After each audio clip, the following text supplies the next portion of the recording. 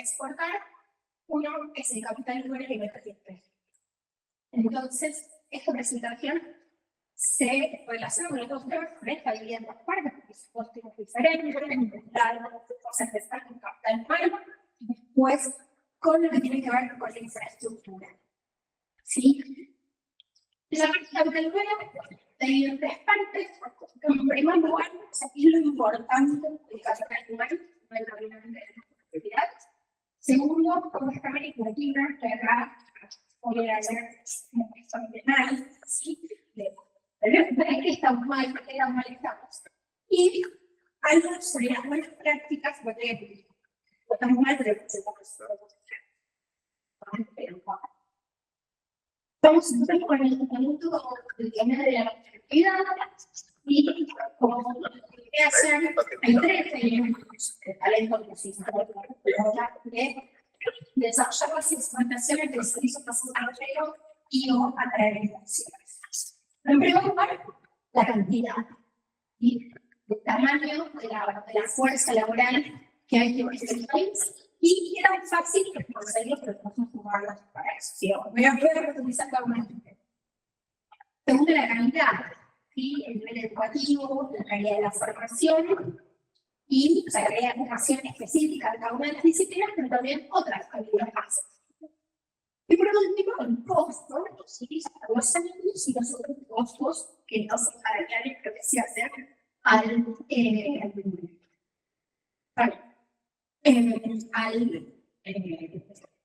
las habilidades, sí, pero en el puesto de amigos. Al tamaño de la fuerza laboral, obviamente los países con más población tienen más probabilidades de tener gente disponible, ¿sí? Pero es igual que en los países más pequeños, con una población como Centroamérica, ¿sí? Tienen o pueden especializarse en aquellos de algunos nichos, ¿sí? Y de paso tener el capital humano especializado en ciertos sectores. ¿Sí? Un caso interesante es el de Uruguay. El Uruguay tiene 3,5 millones de habitantes, es un país muy pequeño, pero que ha logrado desarrollar el capital humano para ciertos sectores y tener facilidad para atraer talento del exterior.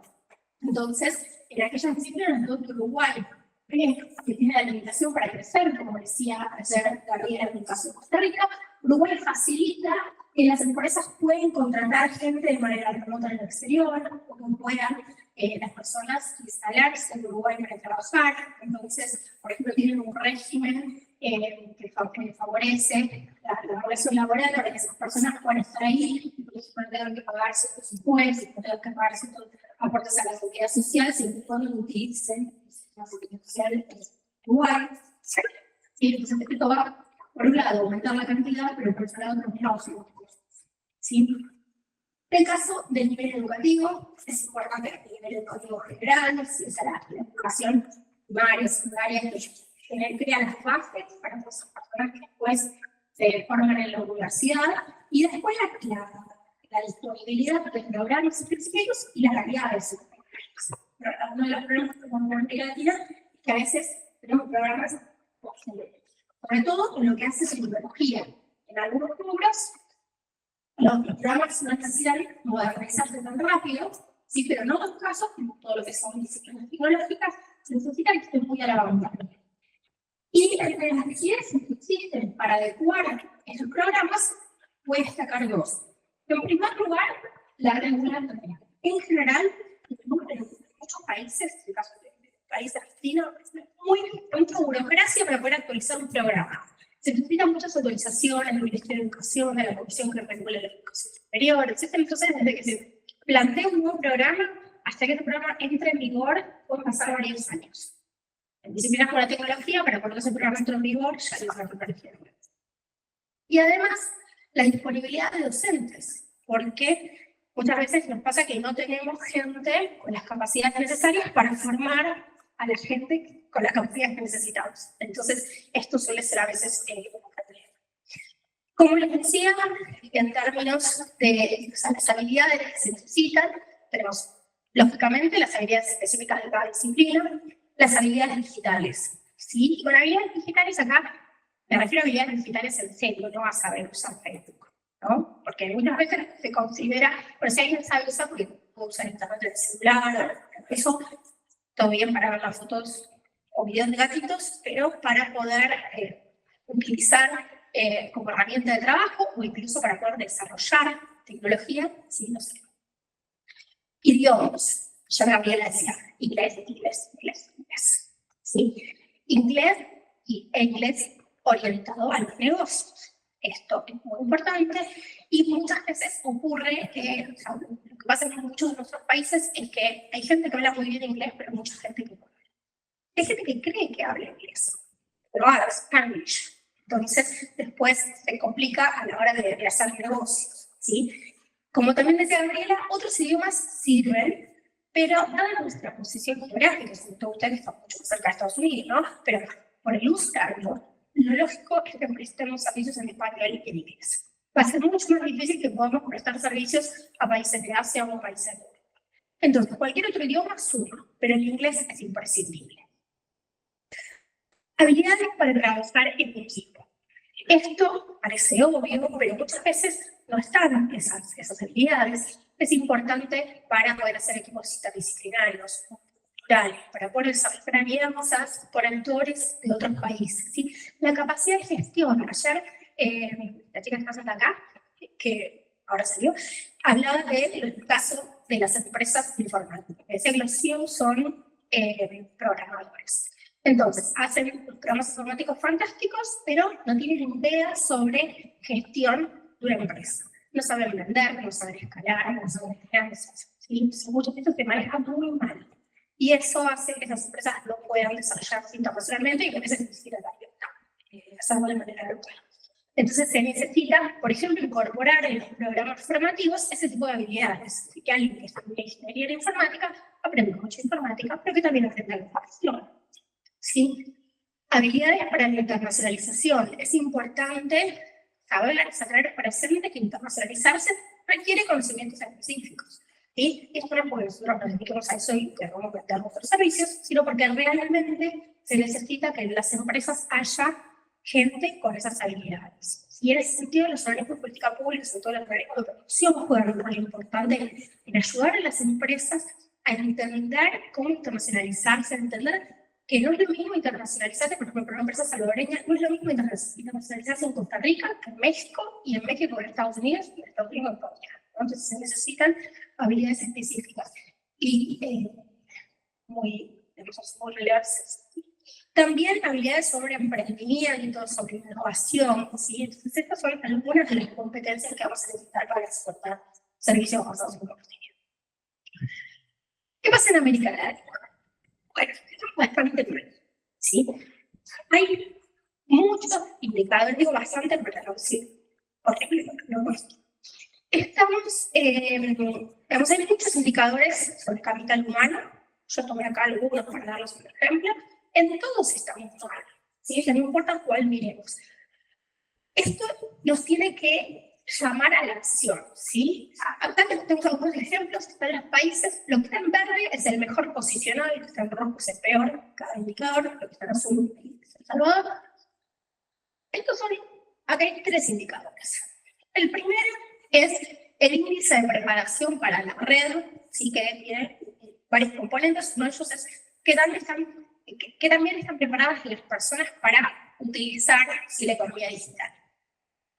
Eso es un ranking, acá lo que está entre paréntesis es cuántos países hay, ¿sí? Son 134 países en el ranking, el mejor posicionado Brasil en el puesto 41, ¿sí? Y después acá tenemos, por ejemplo, a Honduras en el puesto 114, ¿sí? De El Salvador en 105. Como ven, esto nos muestra la falta de habilidades digitales en nuestra región. ¿Sí? Hay mucho por trabajar en este sentido, en desarrollar esto, y esto, nuevamente, no solamente es tener ingenieros en informática, es que los estudiantes, la educación primaria y la educación secundaria, adquieran esas habilidades para poder utilizarlas en cualquier disciplina. ¿Sí? Porque hoy en día, no necesitamos solo habilidades digitales para desarrollar software, sino en cualquier ámbito de la formación profesional que tengamos, ¿sí? O no profesional, sí, necesitamos este tipo de índices. El segundo índice es el de innovación global, que tiene también un componente de capital humano de investigación y desarrollo, 132 países en el ranking. Acá tenemos al mejor posicionado Perú en el puesto 150, ¿sí? Al peor Paraguay en el 129, El Salvador es en el 106. Nuevamente, nosotros en América Latina, en materia de innovación, estamos bastante mal. Tenemos poca investigación y desarrollo, ¿sí? Somos tomadores de tecnología, de innovación que se hacen en otros lugares. Pero desarrollamos poco eso y además tenemos la limitación de ciertas habilidades que hace que nos cueste también incorporar las soluciones del resto del mundo. El último es el índice de nivel de inglés. Ese es el índice de English First, que lo que hace es ver el nivel de inglés de personas que rinden que pasan ciertos tests. Y aclaro esto porque no está reflejando toda la gente que no sabe inglés. Es qué tan bueno es el inglés de los que hacen ciertos exámenes, ¿sí? Entonces, les aclaro porque es peor cuando incorporamos a todos aquellos que no lo hacen porque no saben inglés. Sobre 113 países, perdón, Argentina es el mejor en el 28, Salvador está en el 50 y México está en el 89. Nuevamente, acá esto es una limitación importante y esto está clasificado, que paso a la siguiente slide porque lo tengo acá en el mapa. Los colores, cuanto más azul, mejor es el nivel. Los niveles van desde muy bajo hasta muy alto. En América Latina ningún país tiene nivel muy alto.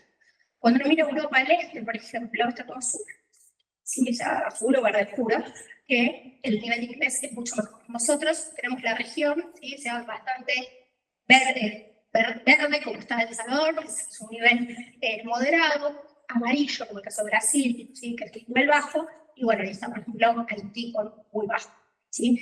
Entonces, es una pena, estamos desaprovechando una oportunidad, somos la región mejor posicionada para meterle a Estados Unidos, y no estamos trabajando en inglés, ¿sí? No estamos trabajando lo suficiente. Estos son los graduados en ingeniería, en ciencias de ingeniería como porcentaje en total de graduados. Acá, como ven, El Salvador es uno de los países que está mejor posicionado, con aproximadamente un 20% de los graduados en ciencias de ingeniería.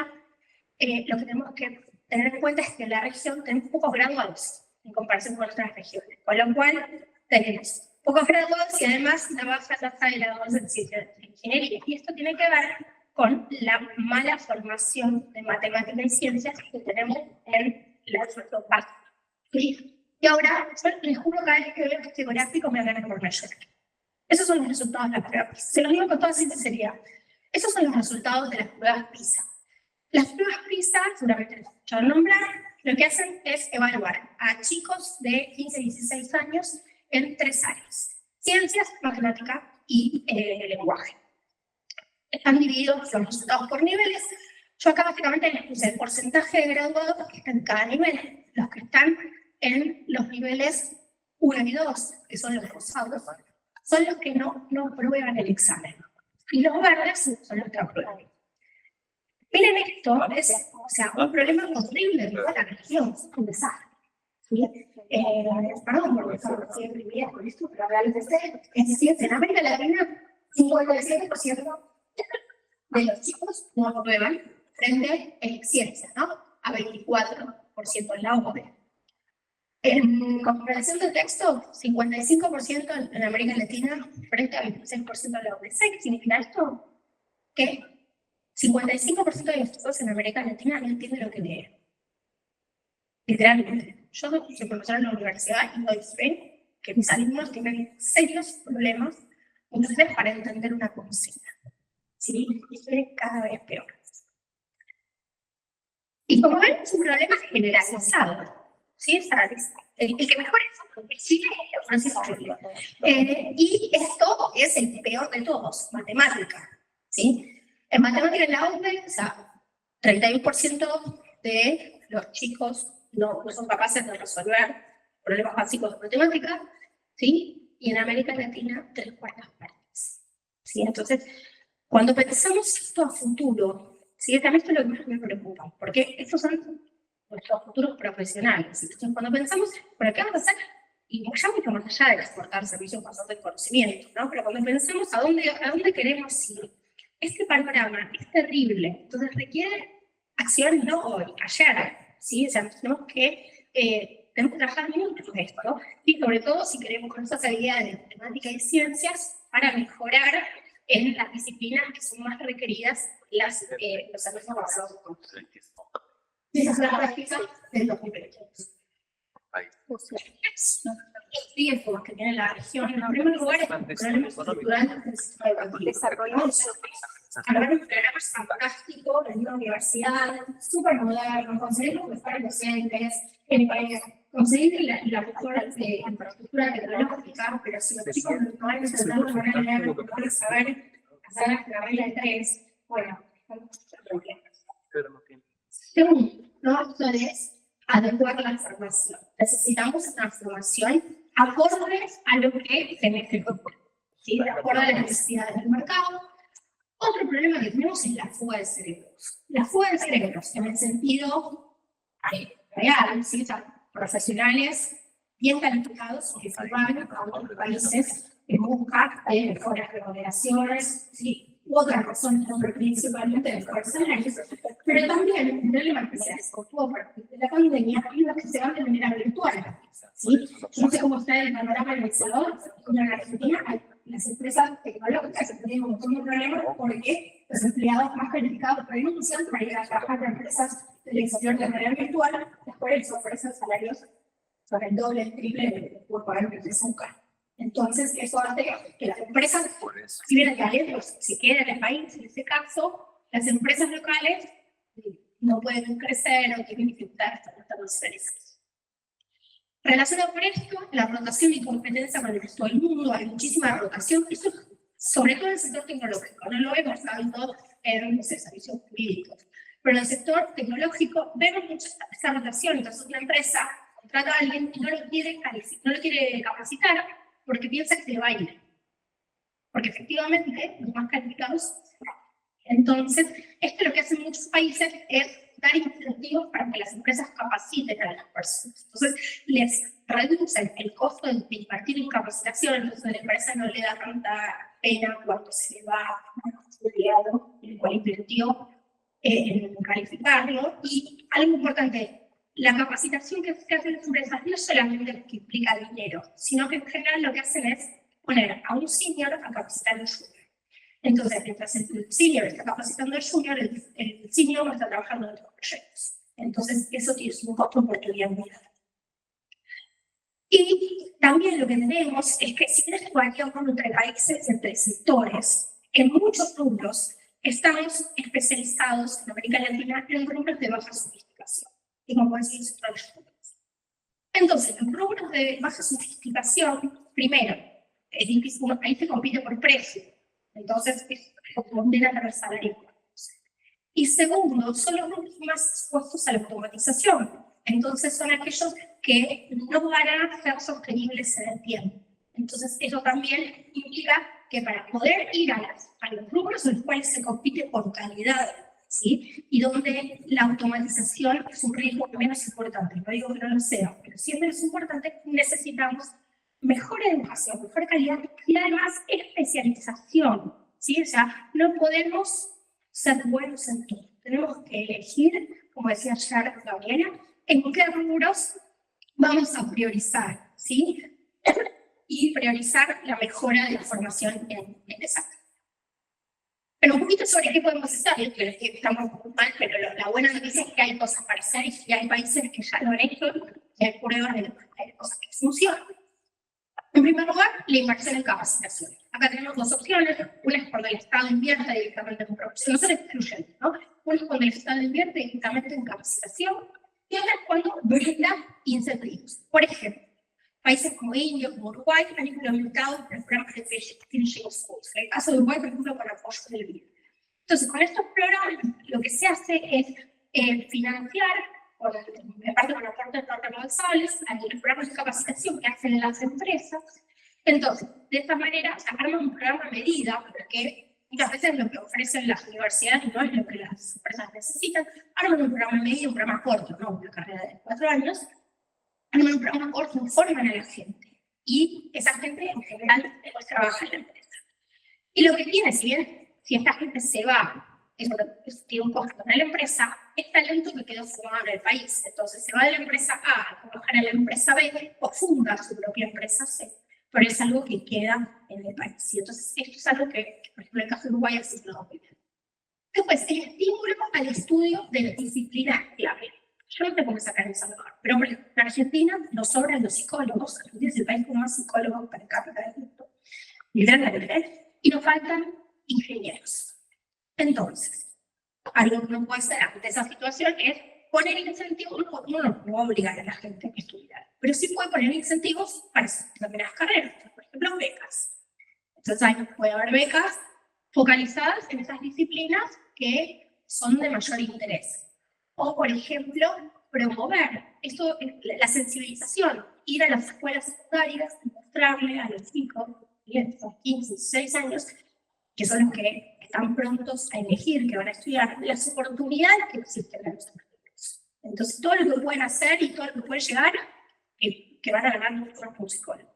Entonces, mostrarles esas oportunidades. ¿Sí? Esa la toda la promoción, esto lo han hecho en muchos países, pero en Irlanda han hecho mucho esto.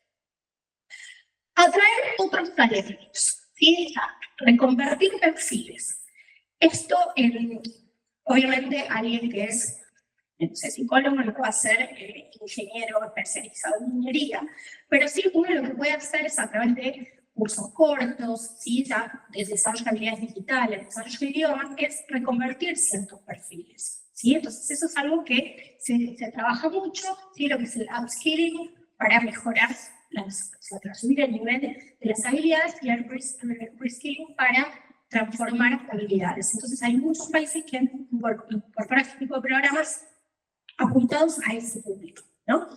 Y también atraer a segmentos que naturalmente tienden a estudiar menos estas disciplinas. Sí, en muchos países, esto pasa con las mujeres, son rubros en los cuales, sobre todo lo que es tecnología, hay menos participación femenina. Entonces, iniciativas destinadas a que las mujeres se acerquen a esto, y también a las personas mayores. Con personas mayores no me refiero a personas de 60 años o mayores de 40, ¿sí?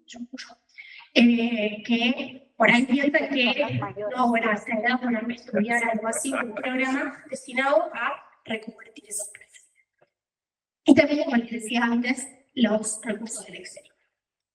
En materia de calidad, bueno, ¿qué es lo que se hace?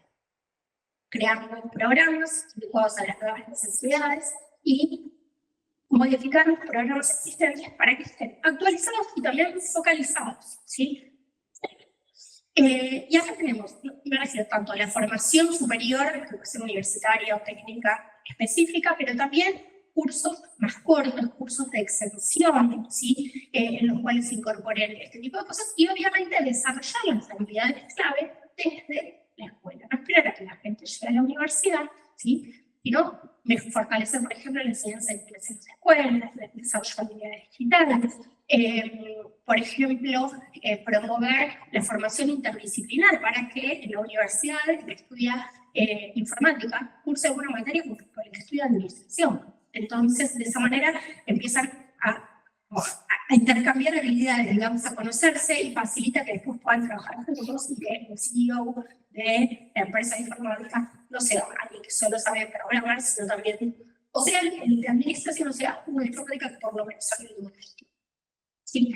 Bueno, promovemos intercambios en Europa, por ejemplo, hace mucho éxito, ¿no? Los intercambios para que se adquieran habilidades, se conozca la cultura de otros países, se desarrollen redes de negocios. Entonces, sí, están en una universidad en El Salvador y van a hacer un semestre en Canadá. Bueno, van a hacer amigos canadienses, van a conocer la cultura canadiense, y muy probable cuando vuelvan, sea más probable que ustedes desarrollen, exporten a Canadá, o inviertan a Canadá, o hagan algún tipo de alianza con los canadienses, que es lo que lo hacen. Entonces, facilitar este tipo de cuestiones que a veces tienen un costo relativamente bajo, aparecen con otras iniciativas, favorece la internacionalización. Y para todo esto, lo que mencioné yo, hay que machacar mucho. Gobierno, academia y empresas trabajando juntos, ¿sí? O sea, esto es fundamental. El gobierno no puede diseñar un programa sin usar lo que saben las empresas, ¿sí? Lo que necesitan las empresas. Las empresas necesitan, ¿sí?, poder contribuir a la formación, incluso a veces hasta a través de profesores que sean de las propias empresas, ¿sí? Que la academia conozca esto, que el Estado facilite el diseño de los programas, por ejemplo, reduciendo la burocracia. El costo, ¿sí? No queremos competir por salarios bajos, ¿sí? O sea, no está bueno. Tenemos salarios mucho más bajos que en otros países, pero la competitividad a precio no es deseable ni sostenible en largo plazo. Entonces, hay que eliminar la burocracia innecesaria. No sé cómo es El Salvador, pero en la Argentina tenemos una cantidad de regulación innecesaria que hace que contratar a un empleado sea carísimo y que despedir, por ejemplo, sea carísimo. Entonces, la gente no quiere contratar por el costo de despedir, porque no puede hacer cualquier uno de los contratos sin que lo haga. Entonces, se necesita facilitar esto, facilitar la formación, ¿sí? Y estimular medidas que aumenten la productividad. Ya lo mencionó Gabriela, tenemos un problema gravísimo de productividad. ¿Preguntas sobre esto? Yo sé que por ahí una pregunta es ¿por qué les tiene tantas malas noticias? Siento, pero no sé si alguno tiene alguna pregunta, comentario, antes que empezamos a estudiar.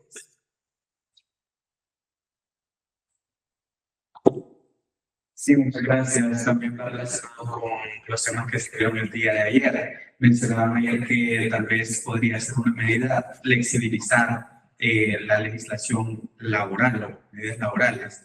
Entonces, mi consulta va, además de lo que se nos ha mencionado ahora, que los requisitos para contratar y despedir, ¿qué otro tipo de medidas laborales podrían flexibilizarse para atraer a un inversionista extranjero?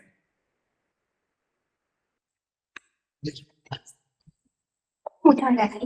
Bueno, tenemos distintos tipos de barreras regulatorias en el trabajo, ¿sí? En primer lugar, los impuestos al trabajo. Hay países, Argentina, por ejemplo, donde los impuestos al trabajo son muy altos. Entonces, si la empresa le paga 1.000, o sea, si el empleado recibe 1.000 en mano, a la empresa le cuesta casi 2.000. Entonces, eso ya es un problema. Eso por un lado.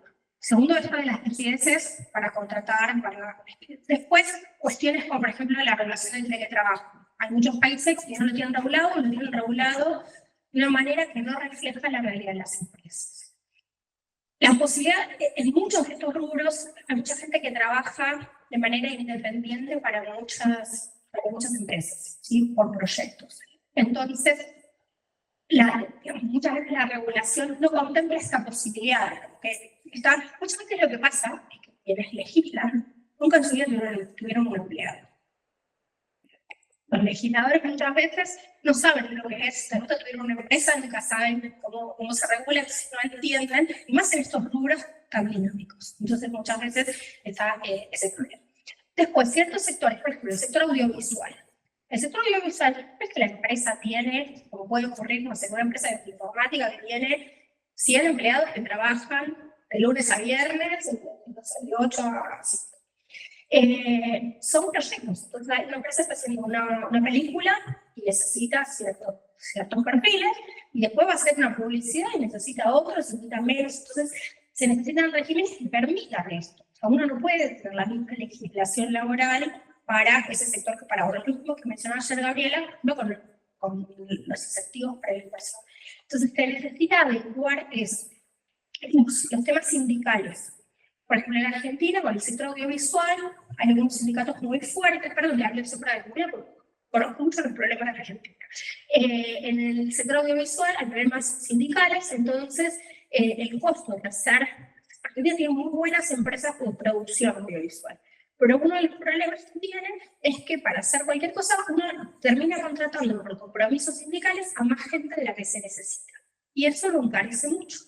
Entonces lo que termina ocurriendo es que las propias empresas argentinas se van a firmar a Colombia o Uruguay, que tienen regímenes laborales mucho más flexibles. Entonces ahí es eso, porque dice que, no sé, que por ahí la misma persona no puede hacer más de una cosa, entonces, que por ahí, no sé, el camarógrafo no puede poner una luz, no sé, estoy inventando, por ejemplo.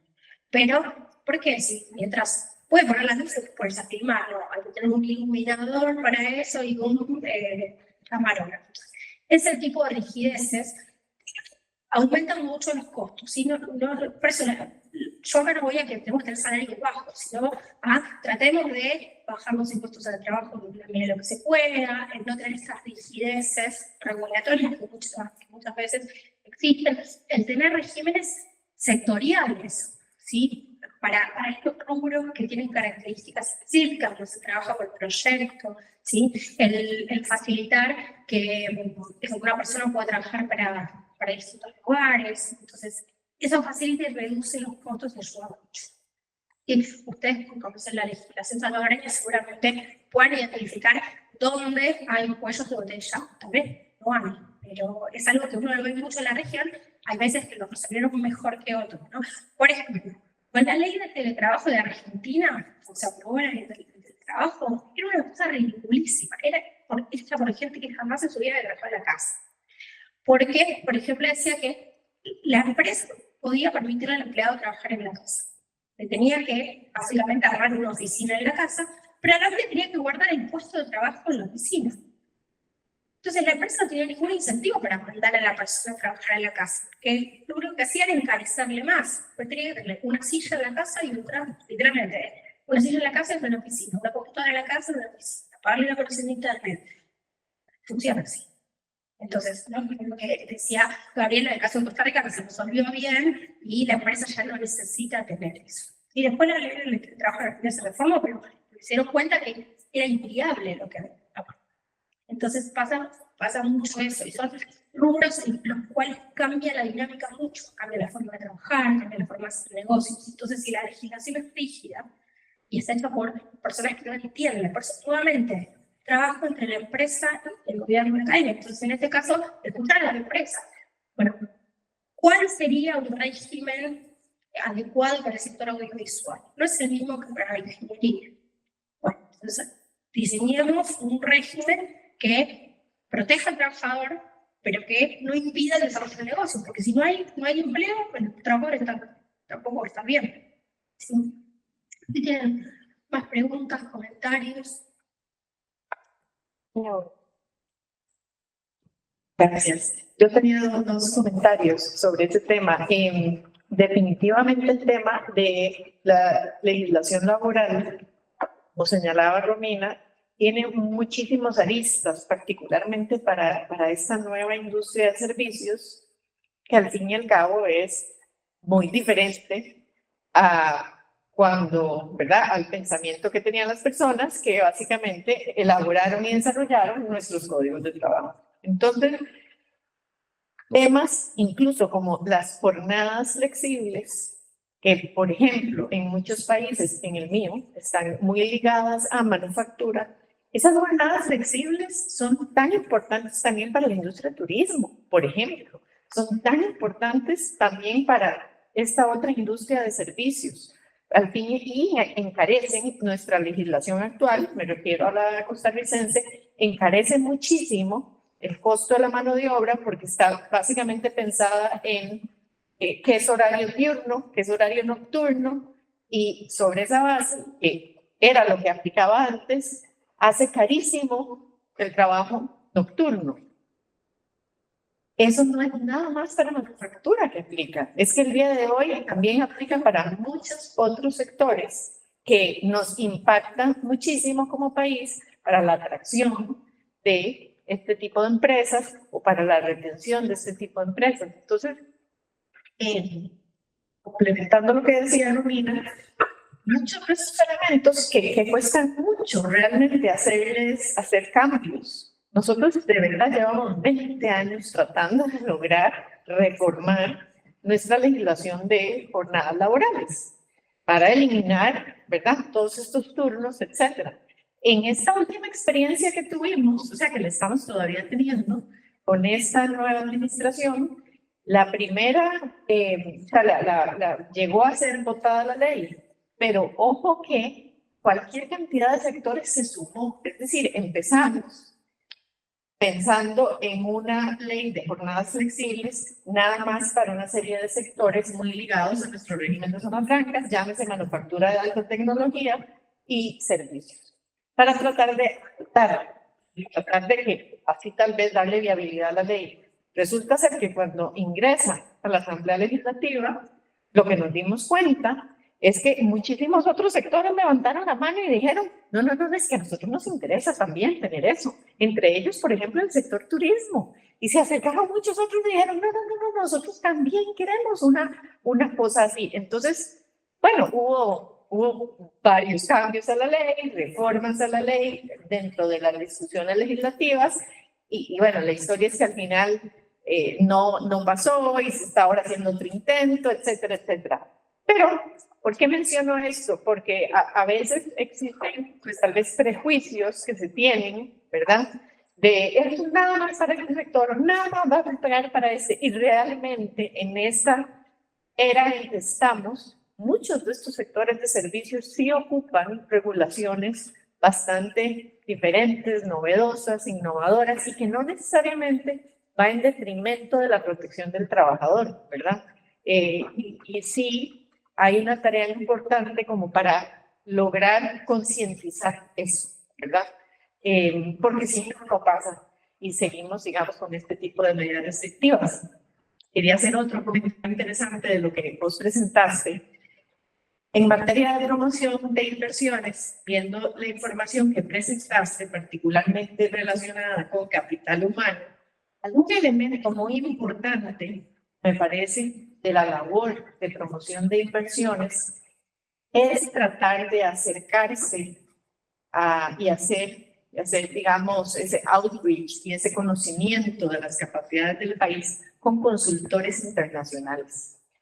Porque más allá del trabajo que puede hacerse directamente con inversionistas, el acercarse a consultores internacionales de la talla de A.T. Kearney y de Lloyd, etcétera, que al final arrojan y sacan muchos estudios, varios de los que presentaste, que presentó Romina, definitivamente hace que esos países también midan el país, conozcan el país y entonces empiecen a presentar datos del país. Tal vez algunos datos no necesariamente son de nuestro agrado al inicio, pero esa cercanía definitivamente va haciendo que los consultores presten interés a lo que está ocurriendo en el país y esos consultores hablan con otros inversionistas y además los inversionistas leen los reportes de los consultores, ¿verdad? O sea, un A.T. Kearney lanza un montón de índices también en servicios, tiene un índice que tal vez no va a quedar muy bien, pero solamente el estar en ese índice por primera vez,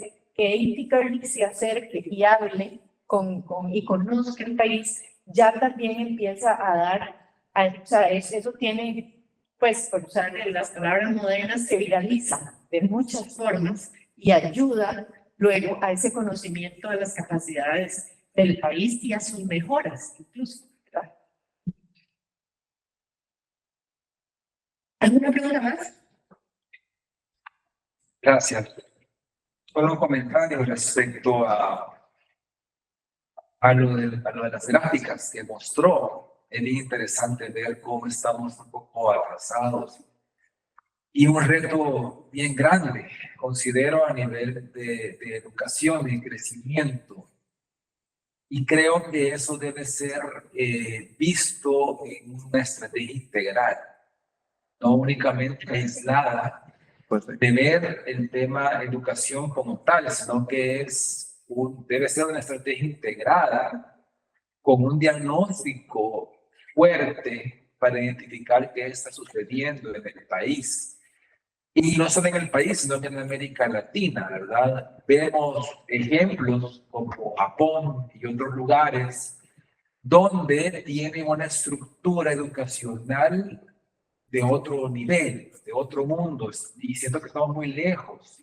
Después de la educación básica, ellos tienen colegios vocacionales, y así les llaman, colegios vocacionales. Hay colegios técnicos, y hay una diversidad de colegios especializados en lo que la persona o el joven desee desarrollarse.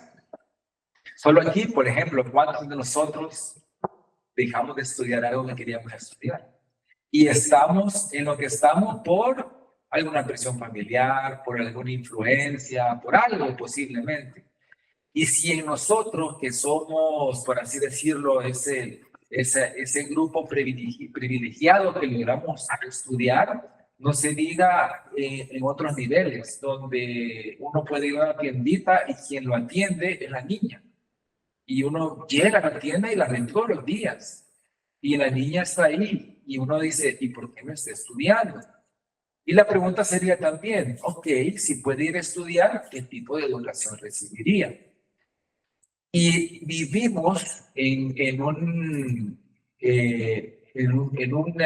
¿cómo podría decir? En condiciones donde la educación en realidad está diseñada en un modelo antiguo. Educamos para que la gente salga a buscar un empleo que lo quiera adaptar, aceptar, ¿verdad? Y entonces esta educación antigua o conservadora, o no sé cómo llamarle, no permite desarrollar habilidades que son necesarias para poder continuar creciendo.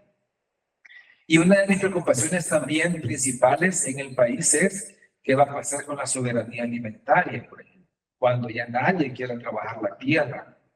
Y eso lo estamos viendo ya a nivel en el país, en el interior, donde los jóvenes no quieren trabajar la tierra. Y la mayoría le gustaría posiblemente ser influencer o TikToker o YouTuber o algo. ¿Por qué? Porque en teoría eso da más, ¿verdad? Y es increíble ver cómo esas noticias donde los jóvenes se quieren dedicar más a eso y no a los temas que de verdad son importantes. Y ahí viene la reflexión también. ¿Qué podemos hacer para encontrar esas vocaciones, verdad? En Taiwán, por ejemplo, ellos trabajan mucho el tema vocacional a su forma. Ellos le llaman Ikigai, ¿verdad? Desde chiquito a los niños le van inculcando que ellos deben encontrar su Ikigai para que se desarrollen en la vida. Y eso suena muy romántico, ¿verdad? Porque es como hablar de la vocación o propósito de vida para cada uno. Puede sonar muy romántico y muy a nivel de los coaching, ¿verdad? Que uno suele escuchar mucho, pero al final es una interconexión entre la emoción, el ser de la persona con lo que se necesita en el mundo. El mundo necesita esta diversidad. Entonces, hay un reto muy grande para encontrar esta diversidad en nuestro país, promocionarla y en lugar de ponerle a un maestro a mi hijo, porque sale mal en matemática, yo le pongo a un maestro a mi hijo porque es increíble en piano y lo desarrolle para ser el mejor pianista del mundo y que en lugar de estar inculcando un maestro que le enseña matemáticas para que después se frustre porque nunca va a aprender, o al revés, en lugar de estar inculcando que mi hijo tenga educación física porque no es bueno para saltar y jugar fútbol y entonces tiene que estar al nivel de todas las materias, yo le ponga a alguien en matemáticas porque es fabuloso en matemáticas y lo acompañe para que crezca y se desarrolle y pueda ser el mejor matemático del mundo, ¿verdad? Entonces, vivimos en una sociedad muy frustrada. Los jóvenes desde chiquitos, desde los niños, desde pequeños, viven frustrados. Y hoy cada vez más, ¿verdad? O sea, tenemos muchos jóvenes frustrados y sin acompañamiento, ¿verdad? Porque cuando le preguntan y hagan la prueba, pregunten a los jóvenes que tengan cerca, ¿qué quieres dedicarte? La mayoría no les va a decir a qué quieren dedicarse.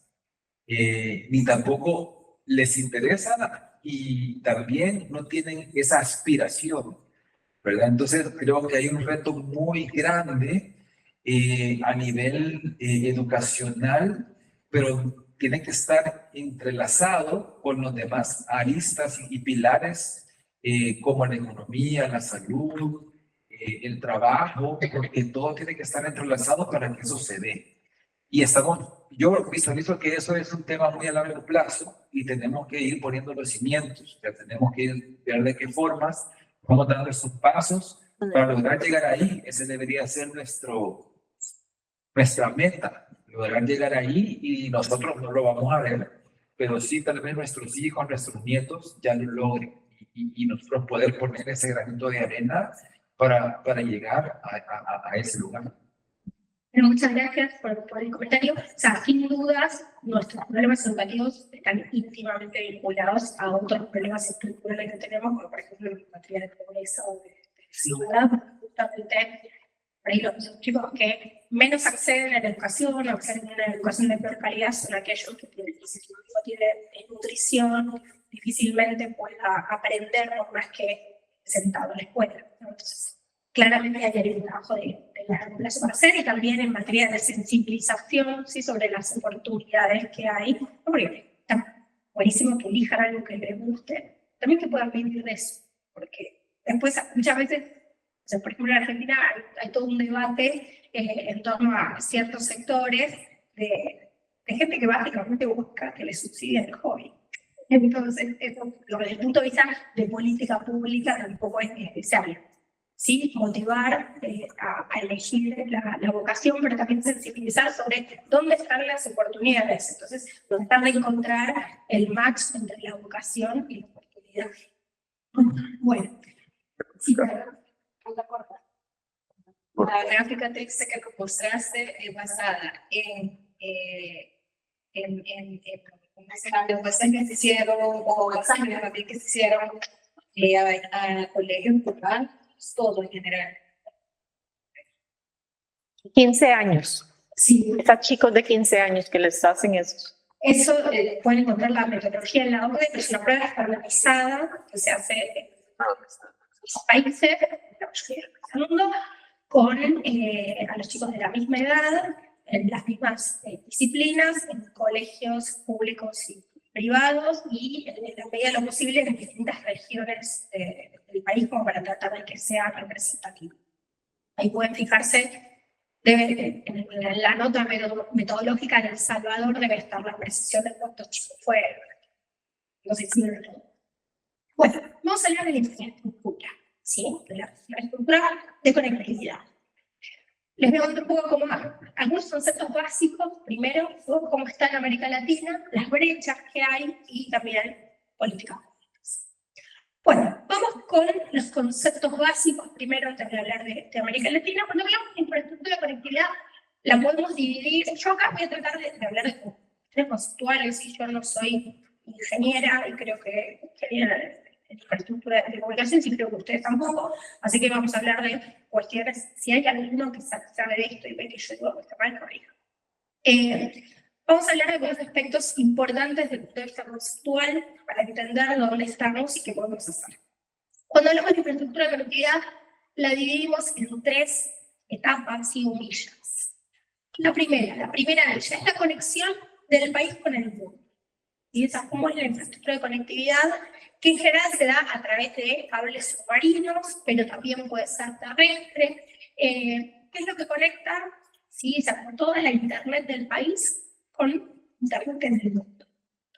Luego tenemos la milla media, que es la distribución, que es cómo están conectadas las ciudades entre sí, ¿sí? Cómo se conectan con los distintos centros de datos, y después a partir de redes troncales de fibra óptica o infraestructura satelital, ¿sí? Depende del país, cuál de las dos se usa, muchas veces se utilizan las dos, ¿sí? Por ejemplo, la fibra óptica es más de zonas urbanas y la satelital más de zonas rurales, por una cuestión de costos y de escala. Y por último, la última milla, el acceso, que es cómo llega desde nuestro proveedor de internet hasta casa o hacia oficina. Y eso se hace a través de fibra óptica, DSL, redes inalámbricas, ¿sí? América Latina, ahora les voy a mostrar algunos indicadores. En general, en materia de primera milla, tienen un nivel aceptable. Algunos países, por ejemplo Panamá, es lo que está mejor posicionado, y los mismos cables submarinos que los conectan con el resto del mundo, pero en general estamos relativamente bien, ¿sí? Nuestros problemas entran acá. Sobre todo como les voy a mostrar un rato, hay una brecha entre lo urbano y lo rural muy grande. Lo que tenemos es mala conectividad, o los países están mejor, etcétera, pero nuestros problemas en líneas generales en la región se concentran en eso. Tenemos tal vez buena conectividad en las ciudades, ¿sí? Pero mala conectividad en el interior, en las zonas rurales, en zonas más pequeñas o más alejadas. Esta es la red global de cables submarinos, sí, actualizada hace poquito. Como ven, no se entiende mucho, pero hay muchas fallas. ¿Sí? Estas líneas nos muestran la red de cables submarinos de la región. Sí, la región está bastante interconectada entre sí y también con Estados Unidos y de ahí con Europa. ¿Sí? Acá tenemos los centros de datos a nivel global. ¿Sí? También no se entiende mucho, simplemente pegarse muchos pocos, ¿no? Pero eso es lo que vemos en la región. Miren lo que es Estados Unidos, lo que es Europa, así no se ve en el mapa, son todos puntos. Acá, bueno, miren ya Centroamérica, Sudamérica, ni hablar África, ¿no? La poca presencia, etc. Entonces esto es un poco lo que nos empieza a mostrar. ¿Qué es lo que implica esto? Bueno, que nuestra conectividad va a ser más lenta, porque nuestra información va a tener que ir, ¿sabes? Que se va a mover dentro del país, sino que tal vez si él le quiere mandar un mail a ella, eso va a tener que pasar por un centro de datos que está en otro lugar. ¿Sí? Entonces eso va a hacer ya que de por sí sea más lento que si se hace directamente dentro del país. ¿Cómo está América Latina en materia de infraestructura? Bueno, tenemos importantes cuellos de botella. ¿Sí? ¿Por qué? En los últimos años empezamos a consumir mucho más contenido y es contenido que demanda mucho más ancho de banda. Nuevamente, los mayores de 35. Cuando empezaron a usar internet, ¿para qué lo usaban? Lo usaban para mandar mails. ¿Se acuerdan? Por ahí uno quería mandar una foto y tenía que esperar un rato largo, que la foto se subía, que trabajar, así los jóvenes querían buscar a ver quién está hablando. Bueno, pero era así, o sea, era lento. Ahora qué hacemos? Estamos todo el tiempo mirando videos, miramos Netflix, acabamos el celular, miramos videos en Instagram, así en TikTok. No me voy a hacer la joven porque yo TikTok no uso, pero mis hijos son. Estamos todo el tiempo viendo, por ejemplo, videos, escuchando música, películas, es todo contenido que requiere mucho ancho de banda.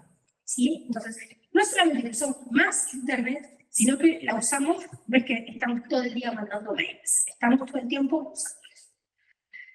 Esto implica, bueno, que se necesite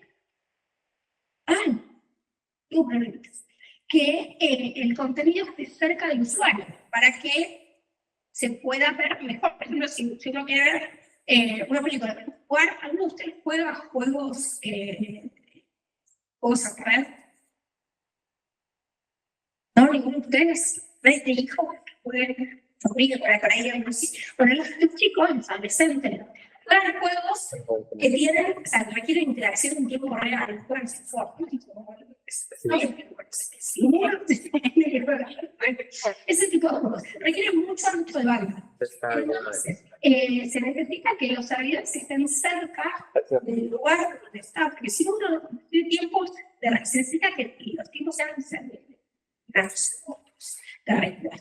Entonces, se necesitan más centros de datos. Como vieron, tenemos pocos. O sea, para que se den una idea, por ejemplo, cuando se hacen, escucharon hablar de los esports alguna vez, deportes electrónicos, videojuegos, cuando se hacen torneos de videojuegos, tienen que estar físicamente en la zona donde utilizan los mismos servidores, para que cuando un equipo le gane a otro, sea porque jugó mejor y no porque tiene mejor conectividad. Entonces, por ejemplo, si hay un equipo de América del Sur y uno de América del Norte o de Centroamérica, alguno de los dos se va a tener que ir a la otra región para poder estar con los mismos servidores. Por ejemplo, los de América del Sur están en Brasil, en los casos, no sé, pues, obviamente por Norte.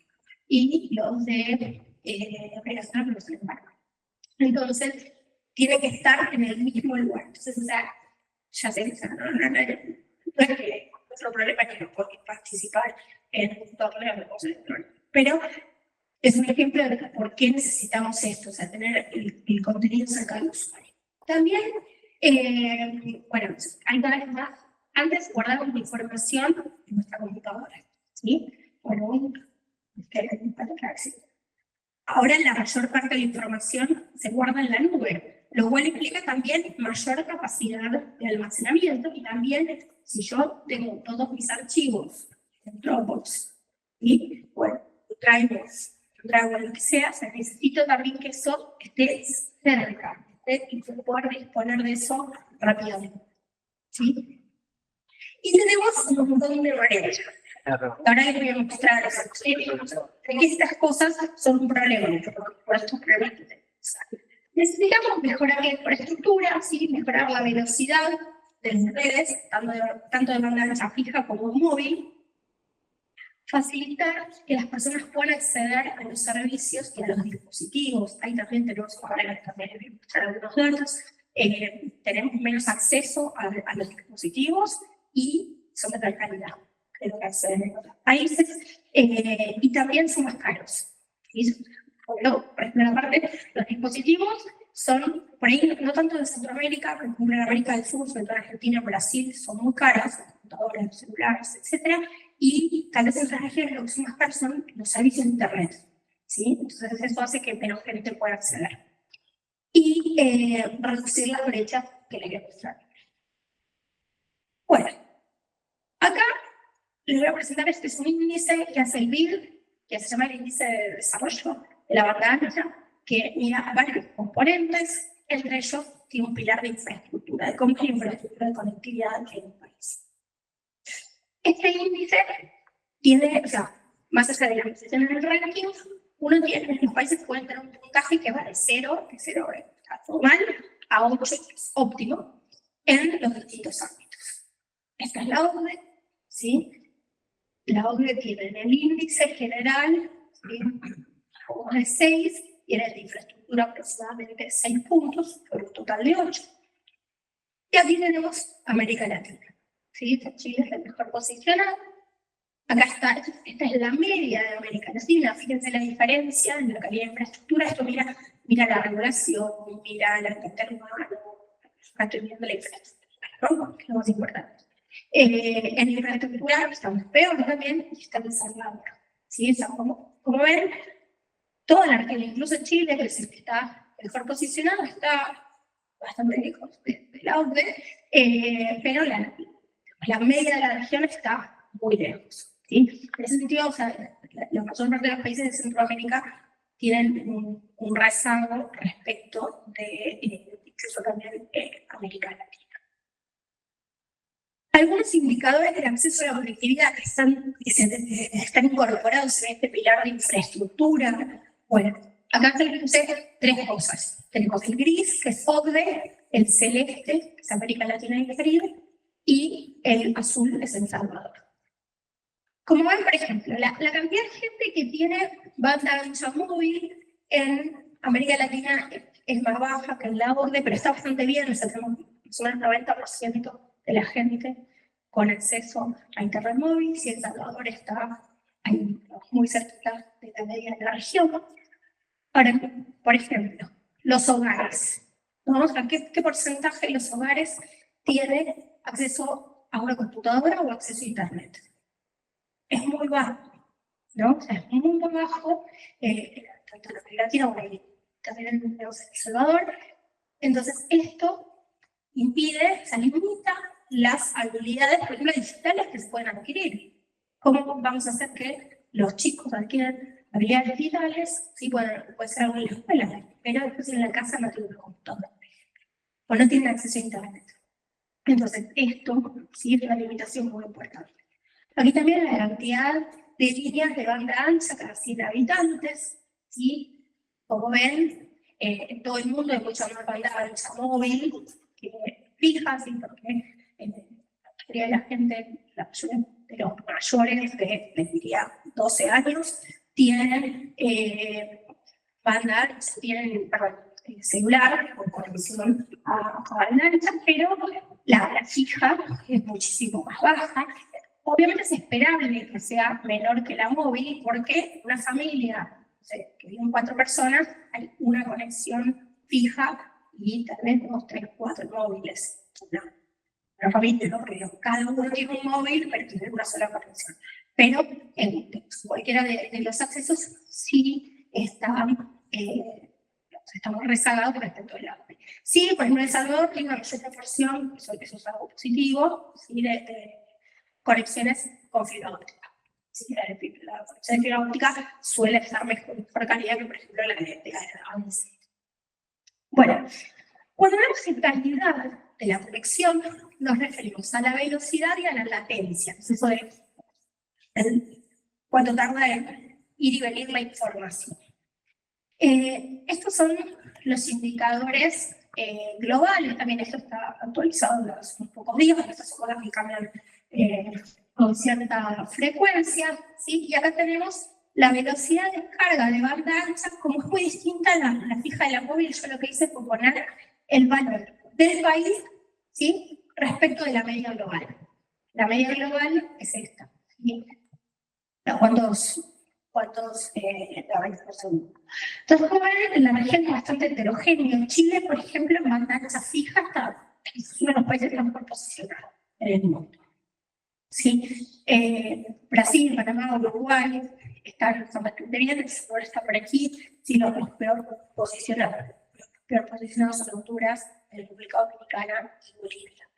En banda ancha móvil, solamente Brasil y Uruguay superan la media mundial, todo el resto de la región está peor. Entonces, combinando lo anterior con esto, tenemos menos gente que accede a Internet y la que accede lo hace en peores condiciones. ¿Sí? Entonces, son dos tipos de problemas, pero que están íntimamente relacionados. Además, esto tenemos brechas. ¿Sí? Porque no solamente que hay menos gente que accede a Internet, sino que esta gente que accede a Internet está, no es, o sea, este problema no es parejo en toda la sociedad. Hay brecha de género, ¿sí? Y como ven acá, esto es, o sea, el porcentaje de hombres que acceden a Internet en comparación con las mujeres. Como ven, en El Salvador hay una brecha importante. ¿Sí? O sea, hay muchos más varones que acceden a Internet y las mujeres. ¿Sí? O sea, los países son al revés, o sea, el ideal es que esto sea cero, ¿no? Que sea idéntico, ¿sí? Esto es, o sea, 17-18% más de acceder a las mujeres. ¿Esto con qué se vincula? Se vincula con el acceso a dispositivos, ¿sí? O sea, quienes tienen, por ejemplo, mejores teléfonos de Internet o quienes tienen la computadora. ¿Sí? O sea, tiene que ver con eso, ¿no? Y que en una casa las mujeres no usan la computadora.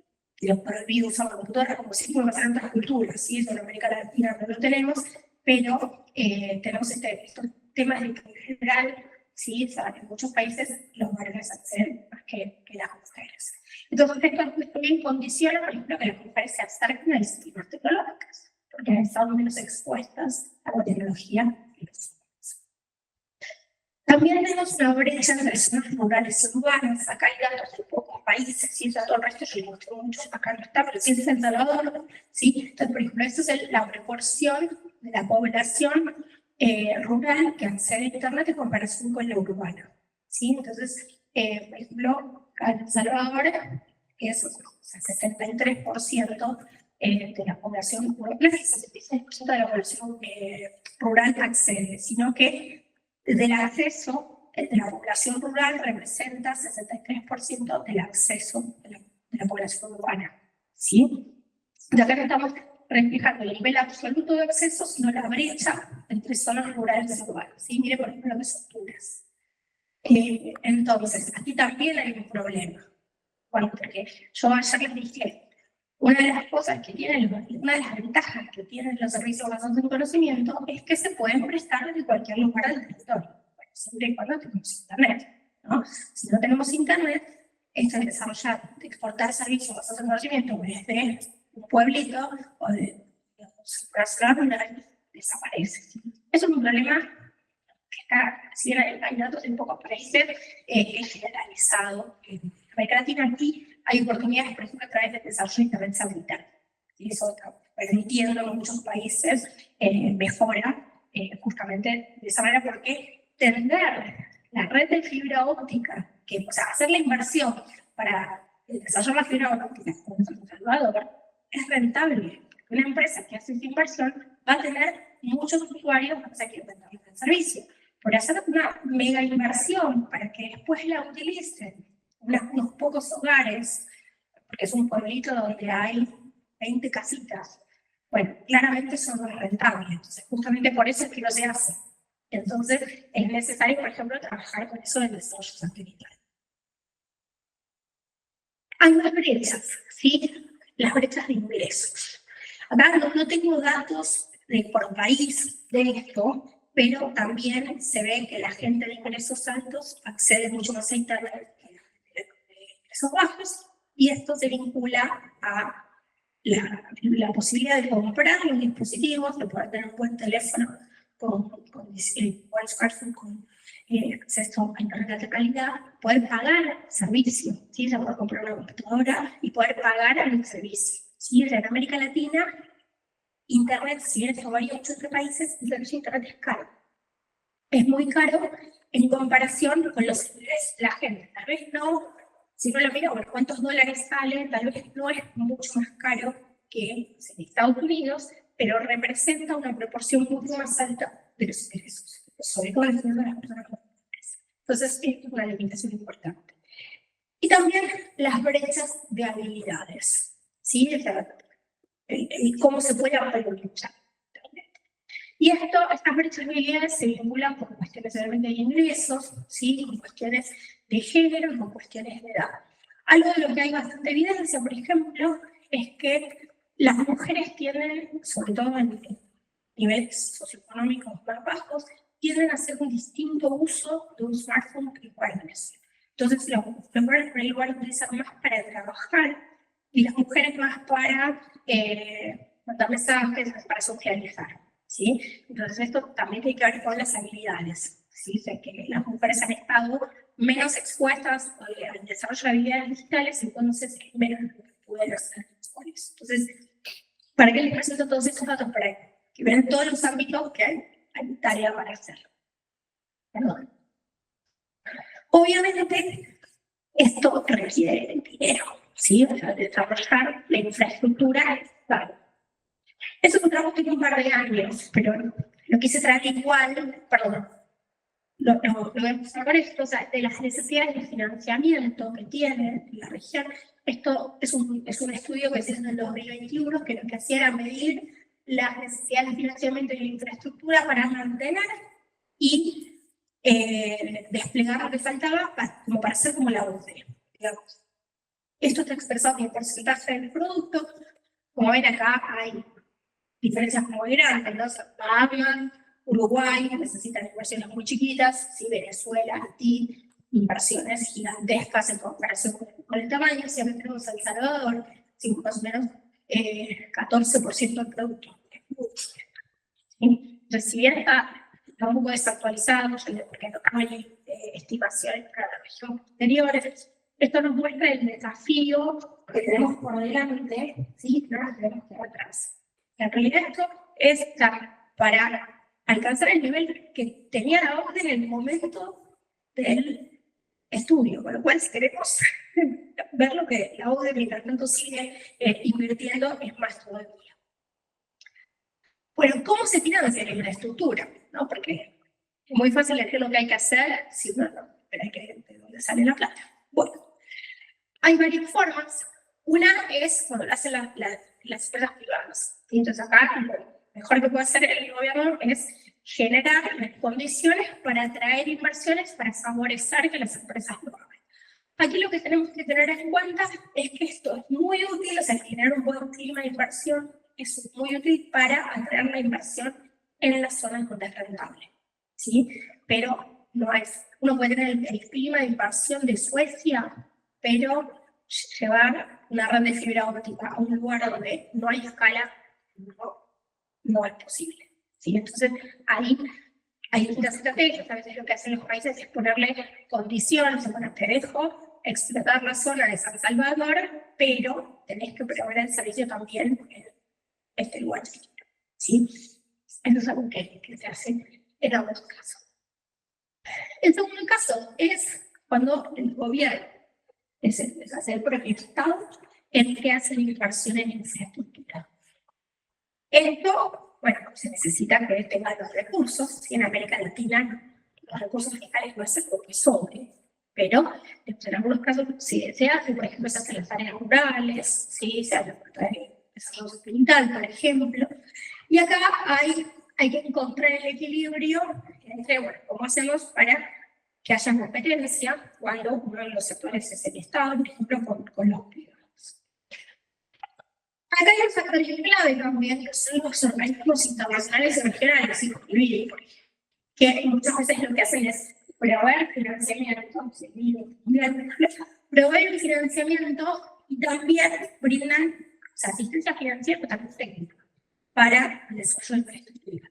Entonces, en este sentido, no conozco los casos específicos en El Salvador, pero ha habido este tipo de financiamiento multilateral por parte de distintos organismos en casi toda la región. Y después, otra forma es el compartido de infraestructura, que es cuando hay más de una empresa y se las motiva a que compartan parte de infraestructura. Entonces, en vez de que cada empresa tenga su propia red de telecomunicaciones, que compartan las inversiones de manera conjunta y la puedan utilizar conjuntamente. Entonces, esto reduce los costos y promueve una mayor eficiencia. Vamos a hablar un poco de las políticas.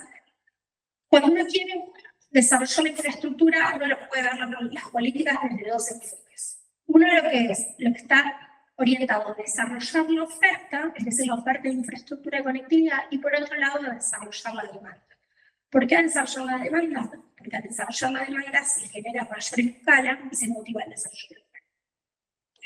Bueno, ¿cómo se motiva el desarrollo de la oferta? Pero a partir de la producción de la inversión privada, ¿sí? Esto es, digamos, tal vez puede ser más atractivo para los países, y para eso se necesitan reglas claras, estables, previsibles, ¿sí? Y en este sentido, y sobre todo para países como los de Centroamérica, que son países pequeños, en cuanto a extensión geográfica, con poca población, es importante crear incentivos para desarrollar la escala regional, ¿sí? La interoperabilidad en ese sentido, en Mesoamérica se avanzó mucho. Pero es importante esto, o sea, crear reglas. Tenemos que pensar que muchas veces estos sectores se rigen bajo reglas diferentes, ¿sí? Por ejemplo, en materia de competencia, ¿sí? Entonces es importante tener claro cuál va a ser el marco apropiado según las necesidades específicas de cada país para poder atraer estas inversiones. Y justamente relacionado con esto de la competencia está lo que se llama la política de gestión del espectro radioeléctrico y la política de competencia. ¿Sí? O sea, cuando no sé qué tan familiarizados están, pero está el espectro, que es una banda, ¿sí? Dentro de la cual se asignan distintos rangos de la banda del espectro radioeléctrico para que operen las empresas de telecomunicación. Sí, es un sector que por su naturaleza está muy regulado en todo el mundo. No es que una empresa llegue y hola, soy Carolina, debemos invertir a una empresa de telecomunicaciones en El Salvador. Hay que cumplir muchos requisitos. Que a veces quiero ponerme super hábito, probablemente no tenga limitaciones, ¿cierto? Bueno, en este caso, lo podemos saber de ustedes que quieran hacer, ¿sí? Porque no es una cuestión de ser nacionales o extranjeros, sino de la regulación. Entonces, por un lado, se necesita que el uso del espectro sea eficiente, ¿sí? El espectro se divide en bandas que se asignan en las distintas empresas. Para ser eficiente se necesita escala. Pero empresas grandes con mucha escala van en contra de la competencia. Entonces aquí hay que encontrar un equilibrio muy delicado entre cómo se maneja el espectro para que las empresas tengan la escala que les permite ser eficientes y no llevar a conductas o prácticas monopólicas, que puedan, por ejemplo, hacer que los servicios no sean asequibles para la población. Entonces, aquí hay digamos, distintas estrategias que se pueden perseguir, ¿sí? O sea, hay otras sobre las experiencias, pero es muy importante estar trabajando la gestión del espectro y la política de competencia de manera conjunta. ¿Qué ocurre con el desarrollo de la red? Bueno, justamente, sí, yo antes les daba el ejemplo del pueblito con 20 casitas. Bueno, si nosotros hacemos que haya más demanda de esos pueblitos, ¿sí? Va a ser más atractivo brindarle el servicio a esos pueblitos. Entonces, qué es lo que se hace muchas veces para promover la demanda? Bueno, en primer lugar, tratar de que los servicios de banda ancha sean más asequibles. Entonces, ¿qué quiere que no los está demandando? Porque son caros, los puede empezar a demandar. Como por ejemplo, reduciendo impuestos a los servicios de conectividad. ¿Sí? De muchos países hay impuestos muy altos que tal vez hacen que el costo sea el doble de lo que sería en ausencia de esos impuestos.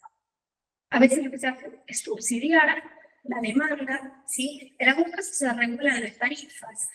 A mí esto es un mecanismo que no me gusta, porque regular la tarifa, ponerle un tope a la tarifa, hace que la tarifa sea asequible, pero por otro lado desincentiva las inversiones. Entonces, yo sé que el dicho, pero en Argentina se dice pan para hoy y hambre para mañana.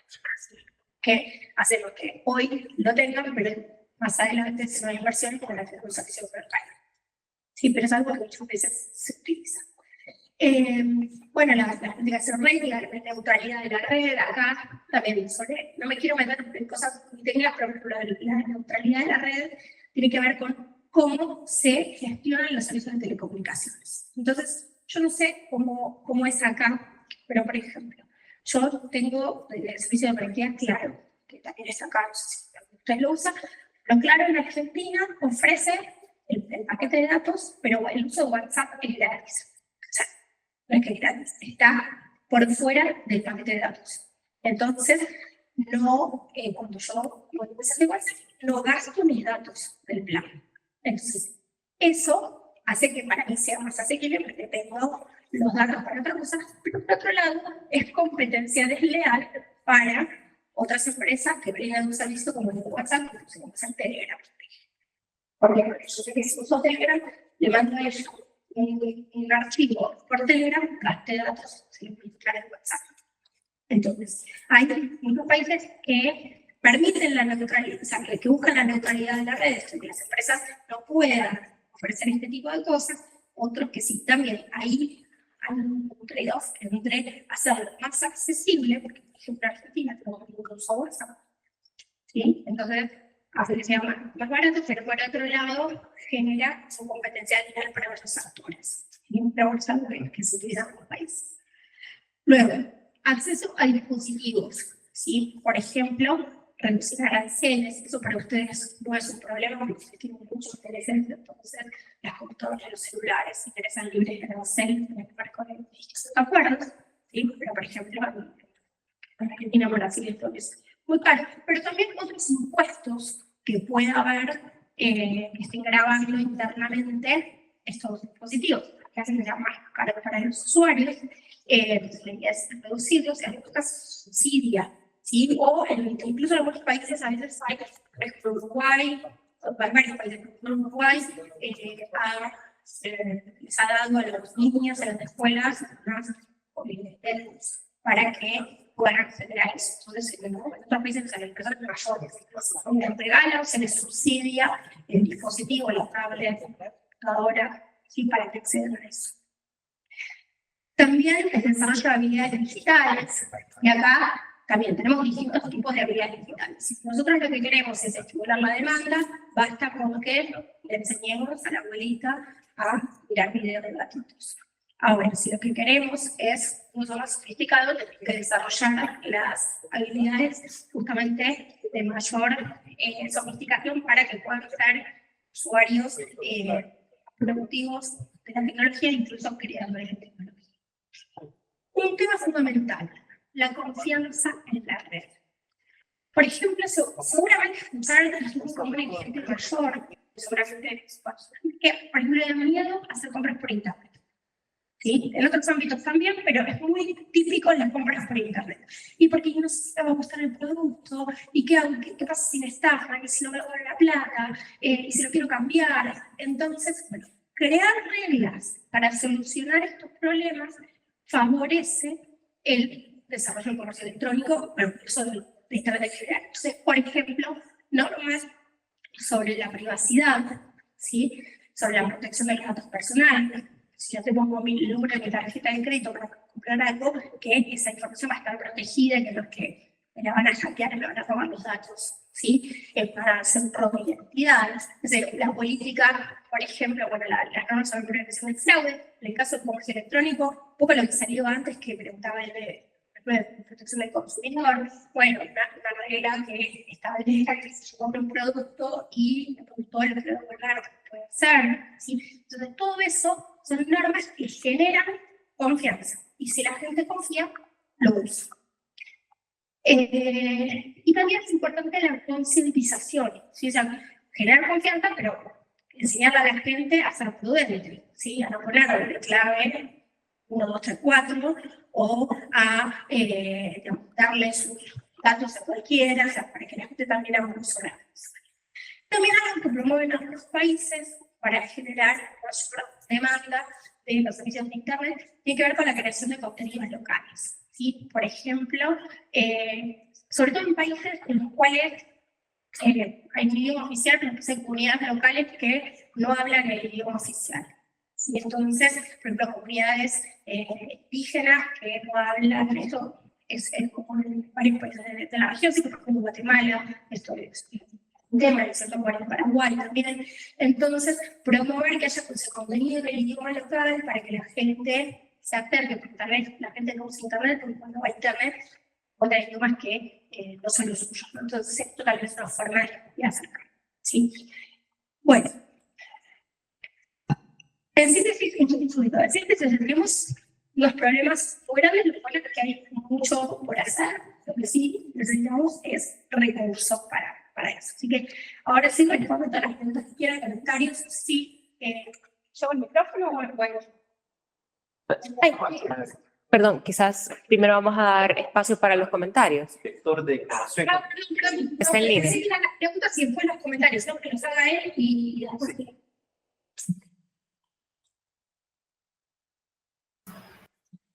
Buenos días a todos, ¿me escuchan? Sí, te escuchamos. Bueno, muchas gracias, buenos días a todos. He estado participando, tal vez no tan activamente por motivos de salud en este taller desde el día de ayer y hoy por la mañana. Me he ausentado a algunos espacios, pero muchísimas gracias al BID, al INTAL, a los expertos que nos acompañan hoy y a las diferentes instituciones que también están con nosotros participando de este curso, que sin duda es de súper valía para nosotros. Tal vez me voy a permitir hablar específicamente sobre los últimos dos espacios en los que he tenido la oportunidad de participar, un tanto más con una escucha activa. Uno, el relacionado con capital humano. Sin duda, el capital humano sigue siendo, por todos los actores involucrados en el ecosistema de sector de servicios de conocimiento, un tema clave por trabajar, y nosotros que recientemente realizamos un taller donde participaron todos estos actores, identificamos un conjunto de 14 acciones en las que estaremos trabajando en los próximos años para efectivamente llevar lo que el ecosistema requiere, ¿verdad? Y puedo hablar también de los resultados que hemos ido teniendo anteriormente, como para una referencia de las personas que nos acompañan igual virtualmente como presencialmente. Hoy desde Economía tenemos alianza de trabajo con 4 socios Big Tech. Un quinto es Google, que ustedes recientemente habrán escuchado que El Salvador firma un acuerdo de trabajo con Google. Pues este es un quinto socio Big Tech con el que estamos desarrollando habilidades digitales. Hemos implementado en los años anteriores 5 modelos de EdTech que hemos implementado, y con estos más de 33,000 personas han sido formadas en habilidades digitales, gerenciales e inglés, y aquí incluimos métodos innovadores como el de Finishing Schools, que también se mencionó, tanto en inglés como en francés, el desarrollo de métodos de upskilling y reskilling, y esto también de la mano igual del apoyo del BID, creando mecanismos de articulación público-privada. Creamos un consejo sectorial de habilidades digitales con 11 de las principales empresas exportadoras de servicios digitales y tecnológicos en El Salvador. Y con este también llevamos un acompañamiento a 1,000 personas en un promedio de un año, pudiendo desarrollar estas capacidades que les pudieran permitir incorporarse o mejorar adentro de la industria del conocimiento. Esto no lo hemos hecho solo, lo hemos hecho de la mano de estos socios Big Tech, pero también de las instituciones de educación superior, que es con las que actualmente nosotros hemos estado trabajando. Son más de 29 instituciones de educación superior las que trabajan con el Ministerio de Economía y con las cuales damos cobertura a nivel nacional de los diferentes programas que llevamos a cabo. Y siempre en acompañamiento del BID, pues hemos hecho una inversión de más de $585,000 para poder desarrollar competencias en más de 700 personas que hoy en día tienen las competencias para desarrollarse como freelancers y vender sus servicios digitales a través de plataformas digitales. Entonces, dicho un poco eso, al respecto de capital humano, tal vez señalar que hoy el Ministerio de Economía concentra todos sus esfuerzos de formación de talento humano en la estrategia Talento Tech, que básicamente busca desarrollar y formar esas competencias digitales, credenciales en inglés, que los mismos sectores, no solo el sector de servicios digitales y tecnológicos requiere.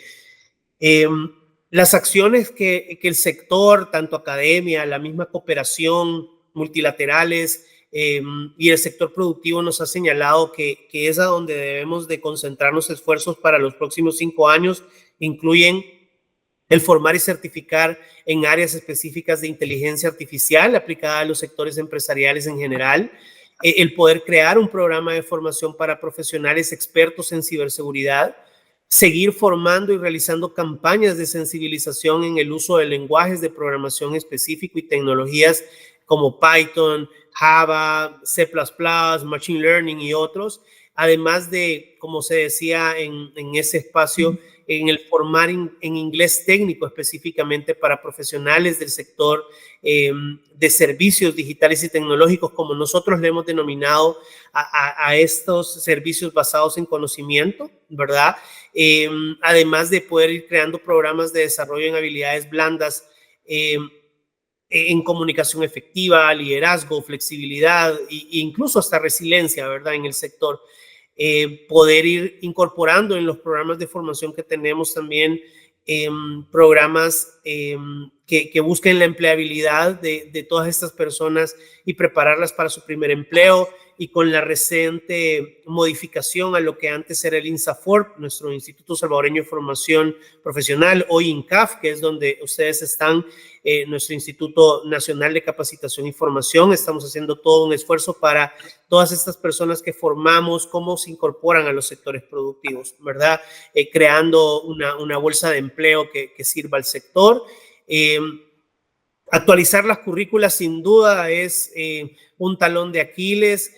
Y aquí el sector habla de específicamente ir desarrollando mayores competencias vinculadas al área de matemáticas, ingenierías, robótica y otras tecnologías, pero siempre desde pequeños, ¿verdad? Jorge de alguna u otra forma lo mencionaba. Una capacitación continua en habilidades digitales y tecnológicas también para docentes, tanto en las escuelas como en las instituciones de educación superior. Y bueno, lo que también mencionábamos del inglés técnico, que debe de ser tanto al sector público, a bachillerato, a nivel superior, ¿verdad? Y todo esto pudiendo desarrollarlo tal vez de la mano de las empresas que pueden tener ya algunas nuevas herramientas digitales y saben específicamente pues estas habilidades técnicas corporativas y otros aspectos relacionados también que ayudan a promover la internacionalización y por ende poder promover un plan de formación integral con estos elementos puede ser de mucha importancia para ellos. Decir que la estrategia de servicios basados en conocimiento que desde el Ministerio de Economía se lidera hoy es a través de la Estrategia Nación Digital, que tiene 6 pilares de trabajos. Uno de ellos es el talento humano, otro es el de innovación y tecnología, y me voy a referir a este pilar específicamente porque es ahí donde entra lo relacionado con la infraestructura, y aquí el sector es muy claro en decirnos cómo es necesario de dotar de tecnología al sistema de educación pública, garantizando que todos los estudiantes puedan tener un acceso equitativo a la tecnología y habilidades digitales.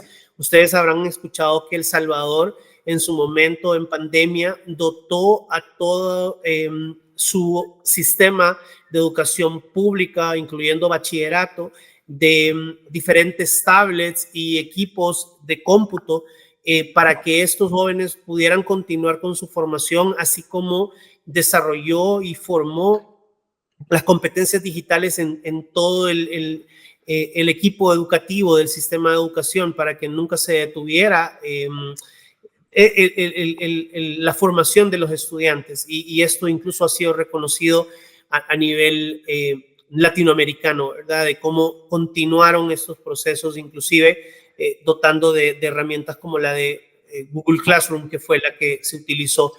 Pero también el sector señala de que deben de irse creando espacios físicos también que permitan realizar estas exposiciones tecnológicas y de soluciones digitales que están disponibles para los sectores productivos, pasando por mejorar la infraestructura de telecomunicaciones para poder lograr un mayor alcance en estas zonas remotas y aisladas. Se hablaba específicamente de cómo es necesario poder identificar aquellas frecuencias del espectro radioeléctrico con el fin de que concesionarios puedan proporcionar servicios de acuerdo a estos estándares internacionales que el sector requiere. Y dado que posiblemente algunos no tienen conocimiento de ello, El Salvador está trabajando ahora en los pliegos que le permitan lanzar una convocatoria pública nacionalmente e internacionalmente para la adopción de tecnología 5G, pudiendo abrir el espectro radioeléctrico para los operadores actuales que están a nivel nacional, y con esto poder impulsar lo que el sector señala de cómo llevamos este servicio de conectividad a estas áreas rurales para que los servicios que están siendo desarrollados por la industria digital y tecnológica en El Salvador pues puedan desplegarse. Podemos ir cerrando la brecha digital a partir de esto y fomentando también el emprendimiento en estas comunidades que obviamente no tienen hoy en día esta accesibilidad. Entonces, un poco esos serían mis comentarios, quedándome acá para no demorar mucho más tiempo y haciendo rica pues igual la conversación entre los actores que están también participando del curso. Pero en general El Salvador está dando estos pasos que efectivamente lleguen a convertirlo en un hub de servicios digitales y tecnológicos, incorporando dentro de estos servicios, si bien hoy en los servicios basados en conocimiento no están directamente inmersos como un sector en particular, los servicios financieros. Hoy El Salvador se está posicionando como un hub de servicios financieros producto de todas las leyes innovadoras vinculadas a Bitcoin, activos digitales y otros que son de referencia para otros países. Entonces me quedo acá agradeciéndoles el espacio y nuevamente agradeciendo al BID, a Intal, a los expertos que nos han acompañado el día de hoy. Muchas gracias. ¿Alguna consulta? Bueno, tú tenías que... 1, 2. Sí, gracias. Yo creo importante que dentro de esa ampliación de infraestructura de acceso a Internet, se ha acompañado también con una estrategia o proyectos para el bien usar el Internet. Deberíamos de poder ver en los países que tienen una infraestructura más grande de acceso a Internet una correlación con resultados en la educación y en temas laborales y en temas de investigación y desarrollo, una correlación. Deberíamos de verlo. O sea, esos países que tienen más acceso a Internet, estoy hablando de América Latina, deberían estar más cerca a poder tener un incremento en su investigación y desarrollo, en su educación, un despunte. Pero no lo he hecho, pero si lo hacemos me parecería que no lo vamos a ver. De hecho, en América Latina vemos que la mayoría está abajo en esos temas, ¿verdad? En la gráfica que nos mostró. Yo sí creo importante que se pueda incluir dentro de estas ampliaciones de la infraestructura el bien usar el Internet, ¿verdad? Ahora en este mundo que tenemos esa capacidad y ese acceso, debería facilitar el crecimiento de los países.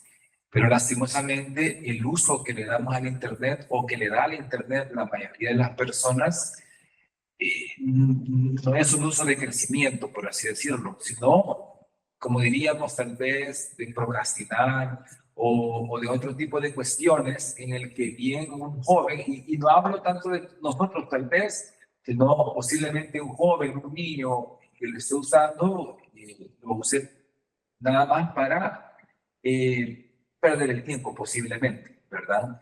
Yo creo que es bien importante incluir dentro de estas estrategias ese acompañamiento que debe existir para que los jóvenes puedan usar. Hoy hay tantas cosas en Internet que uno tiene a la disposición y no se está usando, ¿verdad? Incluso inteligencia artificial, temas que nos pueden ayudar a crecer, cursos gratis. Hay mucha gente que me ha preguntado, mire, yo quiero estudiar y yo quiero aprender a tocar guitarra, yo quiero aprender al marketing digital y están buscando un lugar físico para ir cuando en Internet ya hay muchas ofertas, incluso gratis, ¿verdad?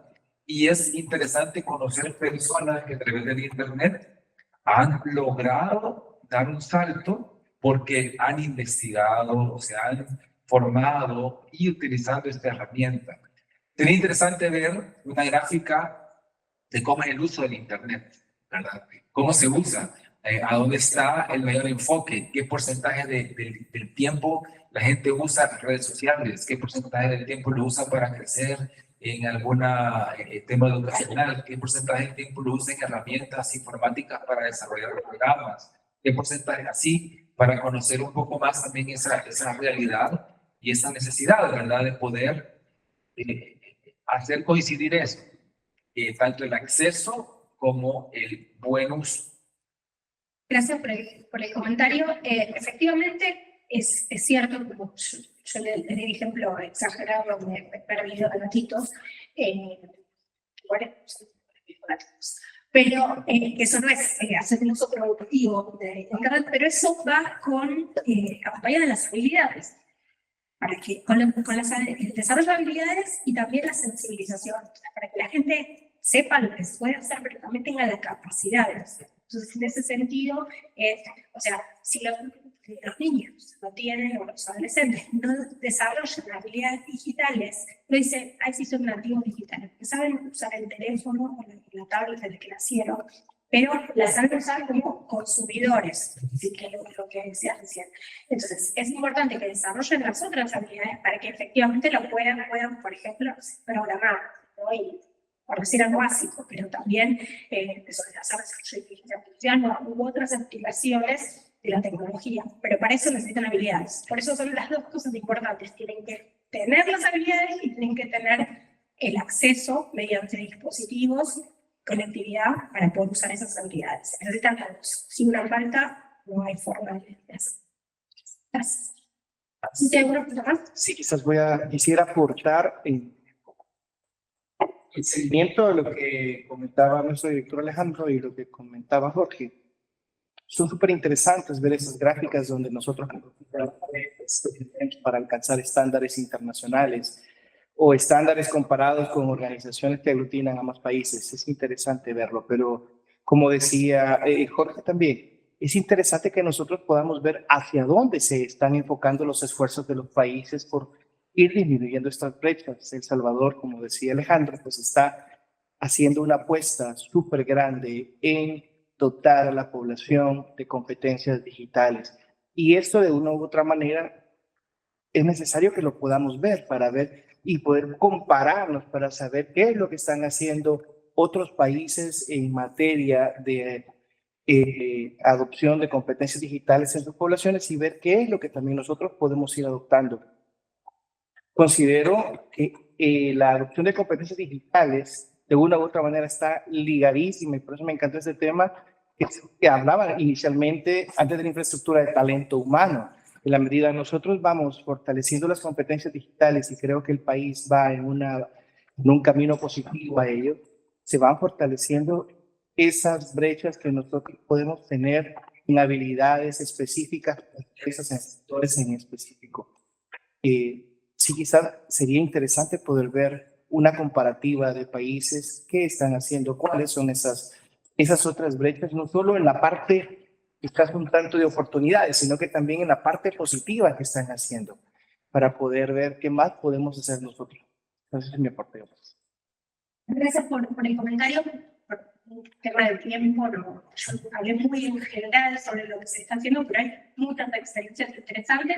Aquí lo que es importante es siempre ver que si bien todos los países tenemos problemas de rezago, de brechas, de capital humano, no son todos iguales, no solamente porque uno por ahí es un poquito mejor que el otro, sino que tal vez uno es peor en inglés, el otro es peor en inglés digital, cada uno tiene que ver qué es lo que le falta, y sobre todo pensando dónde quiere llegar, que por ahí no queremos llegar al mismo lugar, porque no queremos especializar en distintos sectores, no tenemos potencial para especializarnos en distintos sectores. Pero hay muchas experiencias interesantes internacionales, sí, en la región, yo mencioné muy brevemente el caso de Uruguay, pero otros casos interesantes, sobre India, Irlanda, Israel, o sea, países con distintos niveles de desarrollo en distintas regiones que han utilizado diferentes estrategias para el desarrollo de habilidades. O sea, hay muchos proyectos, si quieres, después te puedo pasar mi contacto, te puedo pasar los nombres de los programas concretos. Ahora, las experiencias, ¿qué es lo que les podría servir? Gracias. No sé si hay alguna pregunta más, pero siempre. Tenemos en línea a Ricardo Rosenberg por parte de Intal para que pueda dar sus palabras y posterior a Ricardo le daríamos la palabra a Laura Pacheco en representación del Ministerio. Adelante, Ricardo. Bueno, buenos días a todos y todas. Un placer estar con ustedes en este cierre del seminario acá desde el BID Intal.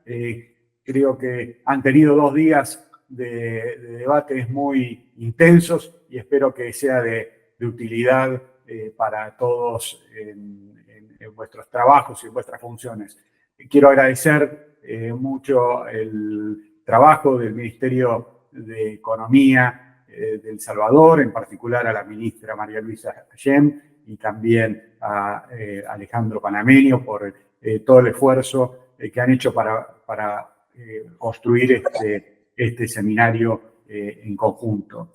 Y también agradecer a los especialistas que han participado en la capacitación y en nombre de ellos a Romina Gallá y a Gabriela Llobet que han estado con ustedes en estos días.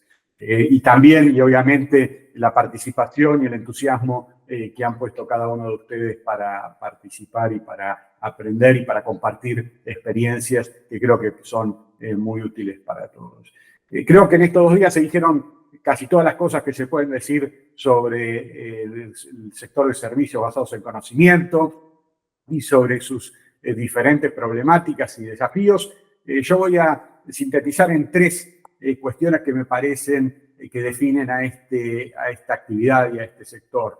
En primer lugar, la integralidad, ¿no? Creo que, como recién mencionaba Romina y también Alejandro, este es un sector en donde interviene el tema de infraestructura digital, donde interviene el tema de educación y capacitación de recursos humanos, donde interviene la investigación y desarrollo, donde intervienen las políticas sectoriales, donde intervienen las negociaciones internacionales, donde interviene la promoción de inversiones, la promoción del comercio y otras cuestiones. Varias de estas se trataron en estos 2 días del seminario y hacen que este sea un sector complejo, que tenga que abarcar todas estas cuestiones de forma sistémica, porque obviamente no hay un sector de servicios dinámico y con potencial si no se invierte de manera sistemática y comprometida en capacitación y formación de recursos humanos, en inversión en tecnología, en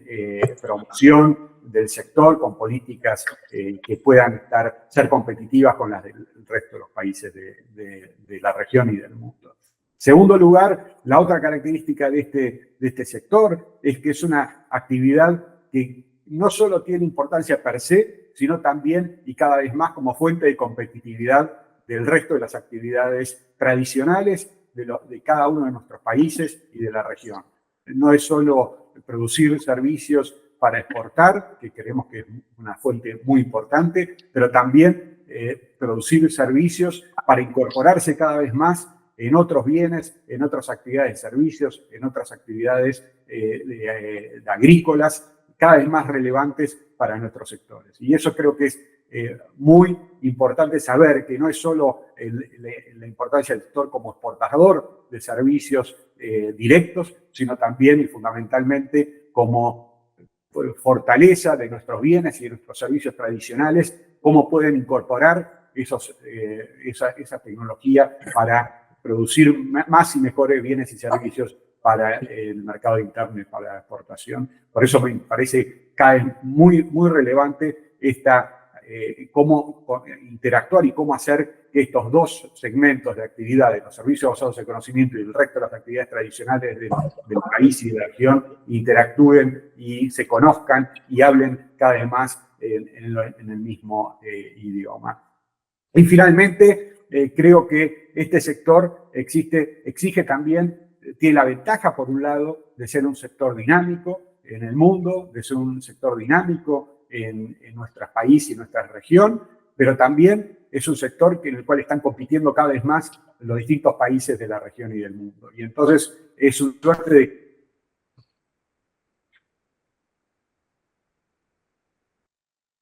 Tiene desactivado el micrófono. Sí, perdón.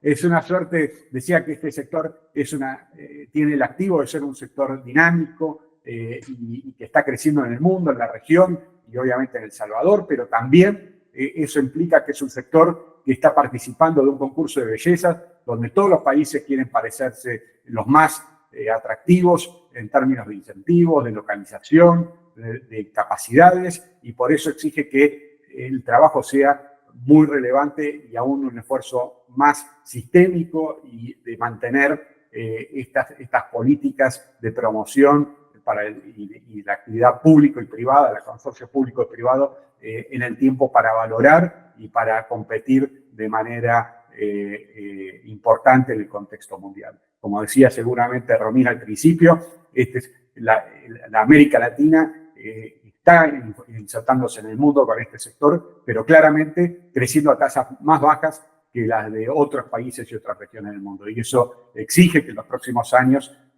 duplicar o multiplicar los esfuerzos que ya se están haciendo para que en el futuro podamos ver a la región con un dinamismo mayor que el promedio mundial. Entonces, este es un poco el mensaje que quería dejar. Solo terminar diciéndoles que el INTAL, que es el Instituto de Integración de América Latina y el Caribe, que tiene su sede en Buenos Aires, pero que depende del Departamento de Integración y Comercio del banco que está en Washington, que trabajamos en forma mancomunada con los países en estos esfuerzos, que el Departamento de Integración ha sido pionero en estimular esta actividad en la región, que esperamos seguir haciéndolo en el futuro, que tenemos desde el INTAL, además de esta línea de trabajo en capacitación, tenemos también varias otras actividades vinculadas al sector. Tenemos la revista Integración y Comercio, que es una revista señera del INTAL, que el número 48 ha sido exclusivamente dedicado al comercio de servicios. Seguimos también de manera permanente la coyuntura del comercio también de bienes y de servicios a través de un newsletter trimestral que está a disposición de todos y que esperamos que lo usen y que les sea de interés. Estamos terminando en este momento el informe subregional de la integración centroamericana, que también va a ser publicado próximamente, en donde hacemos un seguimiento del comercio de servicios, además de bienes y de las negociaciones que están realizando los países de Centroamérica en sus diferentes foros negociadores. También tenemos algunas otras revistas y publicaciones, no solo de servicios, sino de otras cuestiones que hacen al comercio y a la integración en general. Todo esto para que puedan usar más al INTAL, para que conozcan más las cosas que tenemos. No solo somos un banco, sino también tenemos nuestro área de producción de conocimiento que está a disposición de todos y obviamente esperamos que en el futuro podamos seguir cooperando con el gobierno de El Salvador y con todos sus funcionarios y funcionarias para que podamos seguir explorando el potencial y aprovechando los activos que tiene el país y la región en su conjunto. Solo terminar agradeciéndoles a todos la participación, agradeciéndole al Ministerio y finalmente agradeciéndole también a Verónica Toscani y al equipo del Ministerio que ha estado en la operatoria del día a día, no solo en la organización del seminario, sino obviamente en el día a día de estos 2 días que han hecho posible que todo haya salido bien desde el punto de vista técnico, desde el punto de vista organizativo y desde el punto de vista de los contenidos también. Así que muchas gracias y te dejo la palabra, Alejandro. Perfecto. Muchas gracias, Ricardo y Alejandro, por todo el apoyo. Cedemos la palabra a Laura Pacheco, directora de Inteligencia y Política Económica del Ministerio de Economía. Gracias. ¿Se escucha? Creo que no, ¿verdad? No se escucha. Si no, con eso.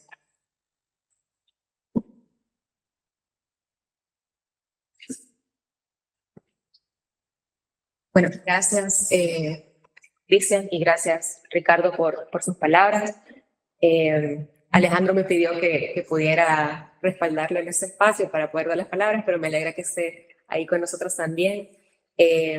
Agradezco también el apoyo del BID, tanto para ese taller como para el taller anterior, que fue vinculado específicamente con exportaciones de bienes. Me parece que este ha sido un complemento perfecto de ese conocimiento que pudimos adquirir en ese primer taller. Agradezco la participación y todo el conocimiento de INTAL que nos han transmitido y de los expertos que han estado tanto de forma virtual como presencial.